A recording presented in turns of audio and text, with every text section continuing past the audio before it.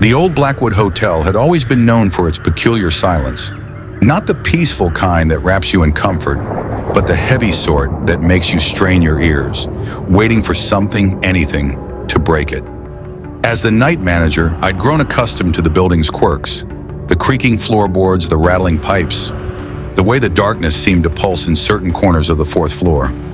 But room 410 was different. The incidents started small, guests reporting whispers in the dead of night, the sensation of being watched, personal items mysteriously relocated. The room's history was darker than most realized. In 1963, a young heiress had been found there, frozen solid despite the summer heat, her face contorted in an expression of absolute terror. The stories grew more disturbing over the years. A businessman in 1982 fled the room at 3 a.m., babbling about shadows that moved against the walls.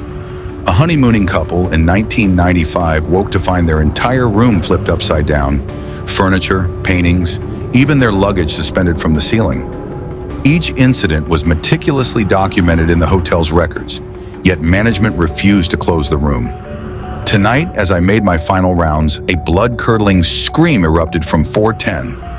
I rushed to investigate, my heart pounding against my ribs. The door was ice cold to the touch. Inside, the room was in chaos, papers swirling in a non-existent wind, the television flickering with static, and in the center, a figure stood with its back to me. "Ma'am?" I called out, my voice trembling. "Sir, is everything all right?" The figure turned, and I saw nothing where a face should be, just an endless, swirling void. It raised what might have been an arm, pointing accusingly at me.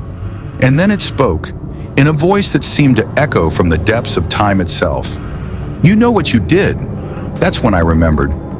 52 years ago, I had been a maid in this very hotel, young, desperate, and drowning in gambling debts.